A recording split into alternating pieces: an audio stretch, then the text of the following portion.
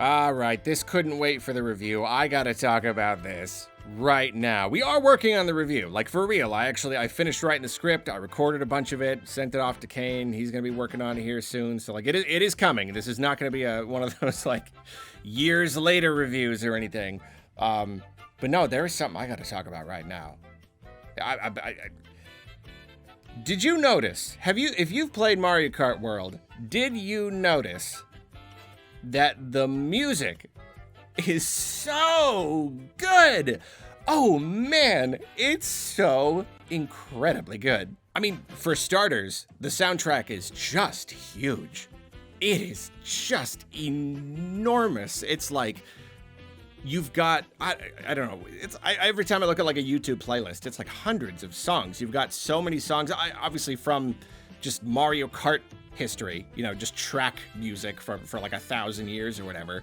But then like really the highlight is the new arrangements of other songs from just, the Mario sphere, other games. This game is jam-packed with brand new arrangements of so many songs. And, like the game has like a day and a night. Yeah, there's like day and night versions. So I don't know, is it all the songs or is it most of the songs? I don't know, but like, so there you go. So that's multiplied the number of songs just like even more. You've got day and night versions that are like, it's not even that thing where like, they just, during the nighttime, it kind of just like drops off this instrument and brings in this instrument. No, they're like completely different versions. It's just like, it's crazy. But like, okay, so it's not just the fact that there's a lot of music and it pulls from a lot of different Mario games, and of course that they just choose really great games. There's just so much amazing Mario music out there. But like, to me, the best part is that so often these arrangements will take the original song and put it in like a completely new genre. They'll take it and like inject it with a completely new mood altogether. And it's awesome. It's just a joy. And they don't all do this. There are plenty of these that are just like the same song, but like better and bigger, like I've got a little like list here of like highlights or just ones I just wanted to, I don't even know if they're highlights. It's just a bunch that I grabbed, like Chain Link Charge. It's like, it's Chain Link Charge, but it's grand, and they put in all these little flourishes and they just play with it. And it's just like, it's not that different from the original. And yet it's like, it feels so big and it's awesome. But yeah, no, we got to get to the genre swapping ones. They took Peach's Castle, which is normally this like very kind of stately Queen's Court kind of thing, and they've turned it like way more jazzy, turned it like a little like a cha-cha. There's like a total like cha-cha-cha kind of thing in there, and it's really fun. You've got Piranha Plant's Lullaby from Mario 64, and now it's like a sentimental Italian love song. Da-da-da-da-da-da-da, like it's so cool. Okay, definitely a standout. Possibly my absolute favorite, if not, then one of my favorites. They turned Flower Field from Yoshi's Island into a ska song.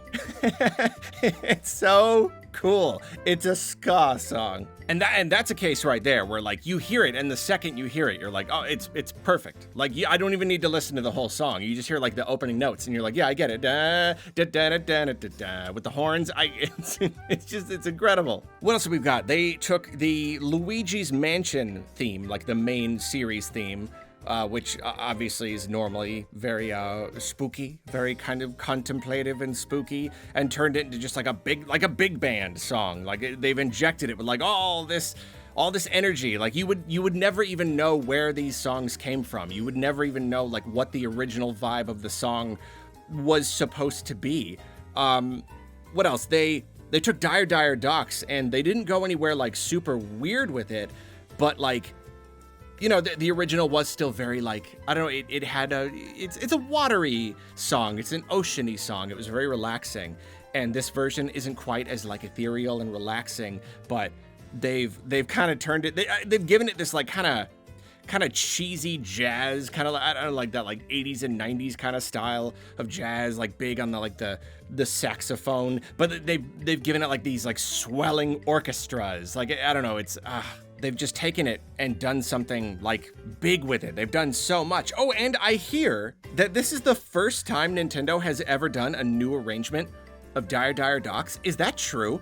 I keep seeing that everywhere. Is that like they've never given us a new version of Dire Dire Docks? And it's funny because we know I've heard a million of them, and you're looking back and you're like, oh yeah, those are all fan arrangements and remixes and whatnot. So like, yeah, apparently this is for the first time in like 30 years or whatever. This is the first time we've gotten a new one. So I mean, that's great. That's just a momentous occasion all by itself. What else? You've got Snowball Park from Super Mario 3D Land, which is like it's become a really iconic Nintendo Christmas, like winter song. It's in all of the winter music compilations and everything. And they've taken it and they have un-Christmasized it. Like it is no longer a Christmas song. Now it's just kind of like a jazzy piano kind of song. Like again, you would not even know where it came from. And obviously, even just based on these examples, the music does tend in sort of a jazzy direction. But that's Mario. Like Mario has always had his musical roots in jazz. Like from the beginning, there's been jazz throughout all the different series. And so yeah, like there is a really big emphasis on jazz and like big band and stuff. But there are lots of fun exceptions.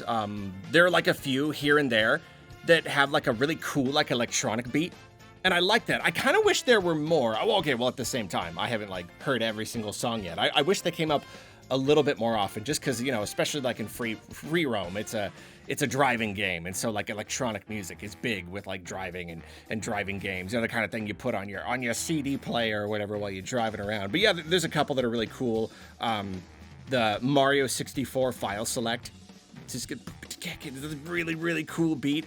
Space Junk Galaxy for Mario Galaxy, just a really super groovy beat. I absolutely love it. And the 3D games are represented a lot. I mean, obviously the 2D ones are as well, but like there's loads of music from Mario Galaxy, loads of like individual galaxies, lots from like 3D World, some like individual boss themes are in there. If I could complain about anything, it's that like it would be fun if there were some more deep cuts. You dip more into like Mario and Luigi or something like that. It would be nice in a perfect world, but yeah, like for the most part, there's really no complaints here. And there are some little bits here. There's like one from like Mario Paint. I can't remember like what it does versus the original, but I remember seeing it on there. There's one from Mario Paint. And so like it would already be awesome if this game had great music. Obviously, we all love a game with a great soundtrack, but in this case, it's extra cool because free roam mode. Because you have a mode where the music is just playing. It's not like a track where you go in and a track is playing and you do the track, a musical track plays while you do the racing track, and then it ends and then that's it.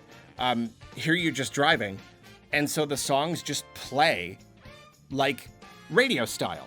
They don't just loop. They have a beginning and they have an end, and you get to the end of this arrangement of this song, and it kind of and kind of like fades out, and then it moves into the next song, and like this does so much for just like the vibe of the game. Like so much of the enjoyment of free roam mode is just listening to that music, is just like enjoying it, and like there's such a huge library, and there are so many surprising songs in there that do such surprising things that like, yeah, so much of the joy is just like, what's next? What am I gonna hear next? Like you can play the game for hours and hours and still feel like you're discovering new songs, still wondering if there are other songs that you haven't heard yet, and you want to just keep driving around and listening to them all. It's just, I don't know.